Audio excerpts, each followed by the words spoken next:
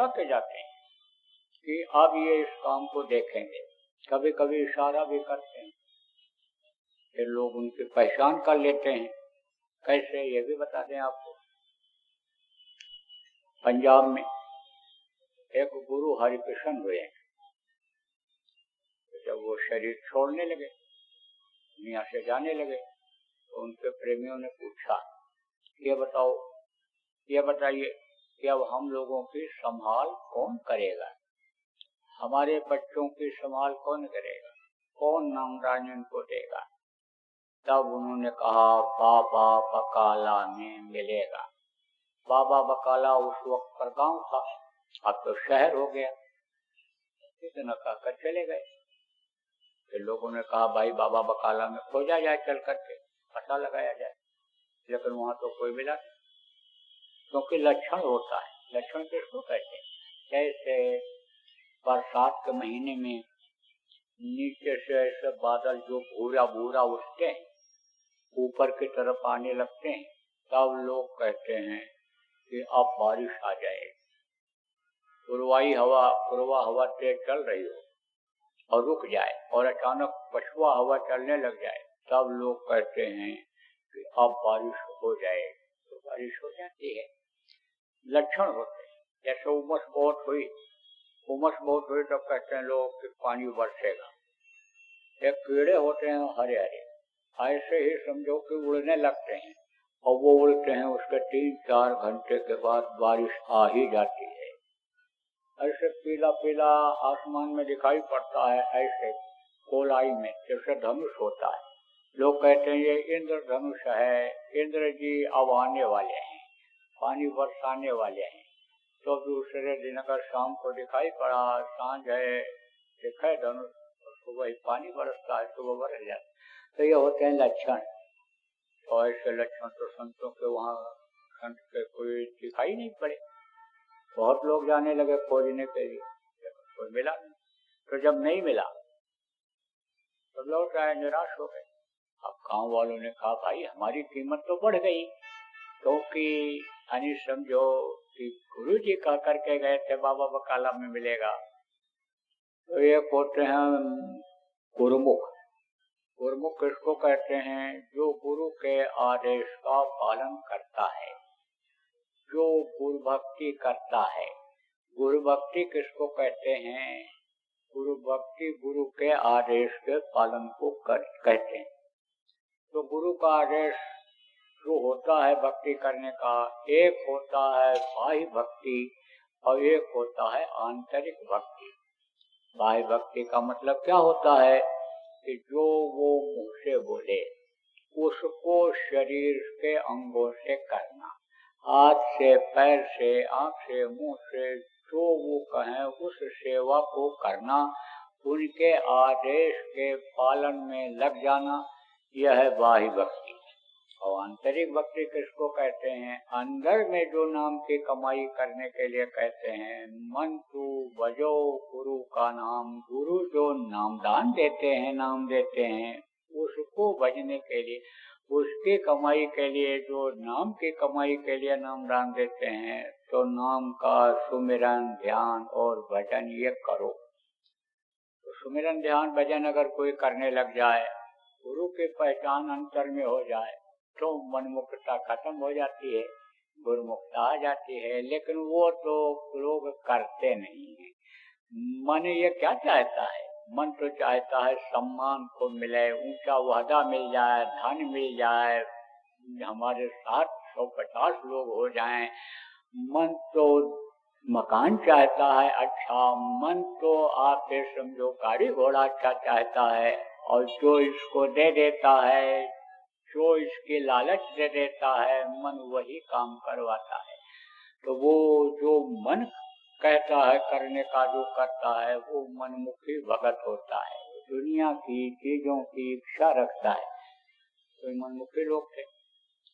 मनमुखी लोगों ने सोचा, बाबा बकाला के यानी हरिकृष्ण महाराज के जो मनमुखी चेला थे, उन लोगों ने सोचा मौका अच्छा, जब कोई पहचान नहीं पा रहा है तो क्यों न उत्तराधिकारी बन जाया जाए।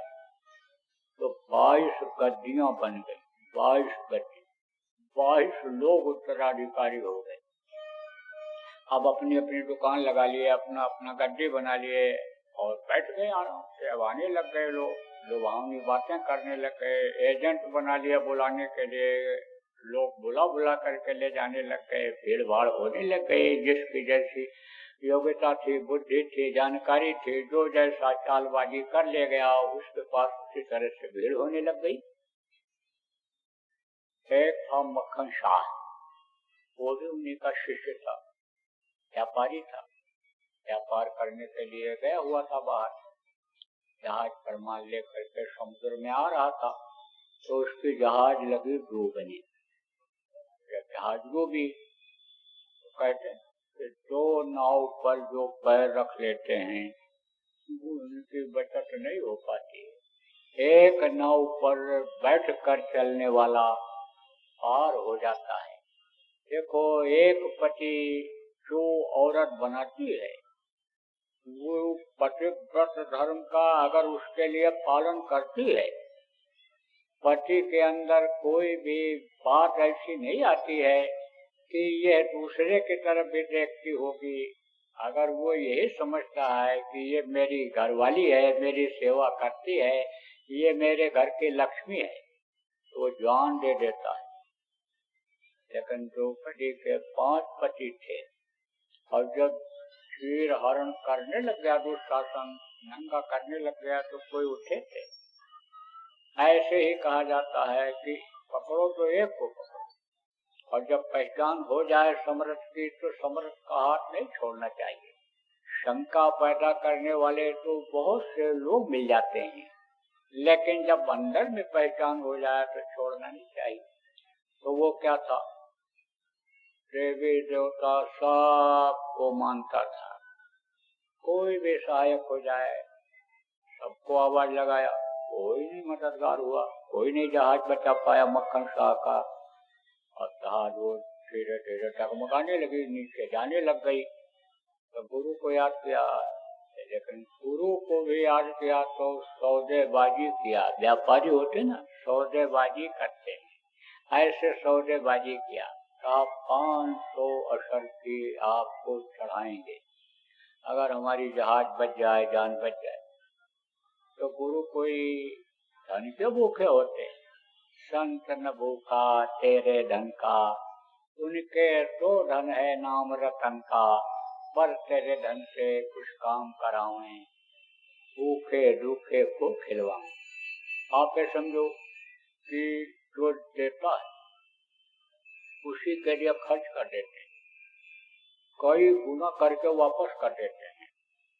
उन्हीं के पुत्र परिवार के लिए सुख शांति ला देते हैं, ऐसा काम कर देते हैं। धन के भूखे नहीं होते।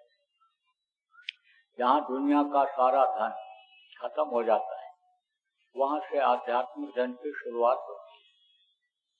जहाँ दुनिया की सारी विद्या खत्म हो जाती है वहां से विद्या की, आध्यात्मिक विद्या की शुरुआत होती है। ये जितनी भी विद्याएं निकली हैं इस समय विश्व में, ये सब संस्कृत से ही निकली। और संस्कृत के वाक्य कहाँ से आए हैं, ये वेद कहाँ से लिखा गया है, आयतें कहाँ से उतरी हैं, ये ऊपर ब्रह्म स्थान से उतरी हैं। तो अक्षर तो ये 52 अक्षर संस्कृत में है, ये सब वहीं के हैं। तो आपको समझने की जरूरत है कि संत धन के भूखे नहीं होते। और विद्या कितना भी उनको ये दुनिया का बोल करके पढ़ा करके रिझाना चाहे तो रिझा नहीं सकता है। तो आप 500 रुपया चढ़ाएंगे अगर जहाज बच जाए, लेकिन कुछ नहीं, जहाज नीचे जाने लगे। तब चिल्लाया, कहा अब और कोई सहारा नहीं सिवाय आपके। और हमारे अगर आप सच्चे गुरु हो, अगर हमारे सूरज के डोर को आपने नामदान देते समय पकड़ रखा है तो अब मेरे शरीर को बचाओ। शरीर ही नहीं रहेगा तो कैसे भजन भाव भक्ति कर पाऊंगा, फिर तो ये जिंदगी का जुआ मैं हार जाऊंगा। इसलिए अब आप मेरे ऊपर दया करो। जहाज बच गई। वही लहर समुद्र की जो डुबोने जा रही थी, वही लहर धक्का दे करके जहाज को किनारे लगा दिया। माल बेचा मक्खन शाह ने, कमाई किया। फिर कहा भाई गुरु का कर्जा नहीं रखना चाहिए, ले आना चाहिए, चलो चलते हैं। ले गया 500 शर्ती पहुंचा वहां। पता चला कि गुरु जी तो शरीर छोड़ करके दुनिया संसार से चले गए। लोगों से पूछा कि अब कौन है उत्तराधिकारी। बताया लोगों ने कि बाबा बकाला में मिलेगा, पता करके गए थे, वहां मिलेगा। हम लोगों को तो कोई दिखाई नहीं पड़ा वहां, आप जाकर के खोज लो अगर कोई मिल जाए। गया, देखा गड्डियां लगी हुई हैं, बैठे हुए हैं, समोसा संडे एक से एक सब, कोई दुबला, कोई पतला, कोई किसी ऐसा कपड़ा पहने हुए, कोई उन्हीं की बोली बोल रहा है, कोई उन्हीं की बातों को समझा रहा है, कोई गा रहा है, कोई बजा रहा है। एक बार तो देख के चला आया सब। फिर कहा भाई लाओ सबको दे दें, 500 शर्फी दे दें और अपनी बात बताऊं, जो जहाज हमारी बचाया होगा अपने आप बोल देगा। सबको 500 शर्फी देता चला गया। कोई कुछ नहीं, जहाज बचाने के बारे में कहा, चर्चा किया, कुछ नहीं। जब सबको दे दिया तब बाहर निकलने लगा तो कहा जिस काम के लिए आए थे वो काम तो पूरा हुआ। उत्तराधिकारी न मिला न गुरु मिले, क्या करना चाहिए सोच ही रहा था। तब तक एक आदमी दिखाई पड़ गया। पूछा भाई हरिकृष्ण गुरु जी का चेला और कोई है या? तब उसने बताया तो बुढ़िया के घर के सामने एक कोठरी है, उसमें बैठा आंख बंद किए हुए ध्यान लगा रहा होगा। तो गया, मक्खन शाह बड़ी देर तक बैठा रहा। कहा वो तेगा है, तेगा नाम था, तेग बहादुर गुरु, यानी समझो कि वही हुए हैं जिनको लोग तेगा कहते थे शुरू। कहे वो तेगा बैठा हुआ है, जाओ तेगा के पास देखो। देखा तेग बहादुर ने, तो बड़ी देर से आया है, बैठा है। खोल दिया, आँख खोलते ही ध्यान में ही देखा, फिर आँख खोल दिया। आँख खोलते ही 5 अशर भी मक्खन शाह ने उनके सामने भी रखा। देखते हुए उन्होंने कहा और मेरी बाकी अशर्फियां बाकी कहाँ गई? जब तेरी जान जाने वाली थी, जहाज डूबने वाली थी, तब तो तूने कहा था कि 500 अशर्फी दूंगा और अब 5 अशर्फी लेकर आया। अरे तुझको मालूम नहीं है तेरी जहाज बचाने में मुझको कितनी मशक्कत करनी पड़ी, मेहनत करनी पड़ी। देख, कपड़ा इसे हटाया, देख कंधा और ये पीठ देख, कितने निशान बने हुए हैं कीलियों के। तेरे जहाज के नीचे जो कीलियां लगी हुई थी उनके ये निशान है, देख। और पागल हो गया, कूद करके छत के ऊपर गया, चिल्लाने लगा, अपनी भाषा में बोलने लगा, लागो रे लागो, लागो रे लागो, गुरु लागो, गुरु लागो, गुरु लागो। अरे गुरु मिल गया, गुरु मिल गया, गुरु मिल गया। तो समझो कि पहचान भी कर ली जाती है, पहचान भी हो जाता है। तो आपको मैं बता रहा था कि गुरु आते हैं और समझो जीवों को साफ करके जो समर्थ गुरु होते हैं, जो ये कई जन्मों की गंदगी जमा है जीवात्मा के ऊपर, उसको साफ करके और अपने वतन अपने मालिक के पास पहुंचा दिया करते हैं। तो समर्थ गुरुओं में प्रेमियों, ये जिनकी तस्वीर लगी हुई है ये अपने गुरु महाराज भी थे। ये जिनकी तस्वीर लगी है या नहीं, जिनकी तस्वीर लगी है, महापुरुष आते हैं, अपना काम करके चले जाते हैं। जब चले गए तब लोग रामलीला रासलीला करते हैं, मूर्ति बनाते हैं, स्थापित करते हैं कि लोग इनको भूल न जाएं, यादगार के लिए करते हैं। कैमरा जब चलने लग गया, फोटो खींच करके लगाने लग गए। अब फोटो इसलिए लगाया जाता है कि संत मत में गुरु का ध्यान कर प्यारे, बिना इसके नहीं छूटना। गुरु का ध्यान करना जरूरी होता है। सर्वप्रथम गुरु ही होते हैं। गुरु गोविंद दो खड़े का अकेला को पाए, बलिहारी गुरु आपने जिन गोविंद देव दिखाए। तो समझो कि गुरु ही होते। और गुरु का चेहरा जाता है भूल, क्योंकि ये भूल और भ्रम का देश है। तो गुरु का चेहरा जब भूल जाता है तो फोटो लगा दिया जाता है कि ध्यान करते समय गुरु की तस्वीर देख करके गुरु का जो रूप है वो याद आ जाए। लेकिन अगर आंख अंदर से खुल जाए, अंदर में गुरु का दर्शन होने लग जाए, तब तो तस्वीर भी नहीं लगाई जाती। तब तो आप समझो कि इधर से ध्यान हटाओ और गुरु की तरफ लगाओ और गुरु साक्षात दिखाई पड़े, फिर तो समझो कोई दिक्कत नहीं है। थोड़ा सा बस ध्यान इधर से हटाने की जरूरत रहती है, उधर लगाने का रहता है। तो ये गुरु महाराज जिनकी तस्वीर लगी हुई है, बहुत से जीवों को इन्होंने अपनाया, धोया, साफ किया, रास्ता बताया, नामदान दिया, नाम की कमाई कराया और अपने वतन मालिक के पास पहुंचा दिया।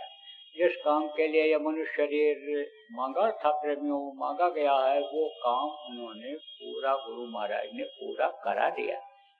अब लोग जैसा मैंने बताया, यहाँ जो आए सबको जाना पड़ा। ये नियम ऐसा है कि जो पेड़ फलता है यहाँ झड़ता है, जो आग जलती है बुझती है, जो पैदा होता है उसको ये शरीर छोड़ना पड़ता है। तो वो भी शरीर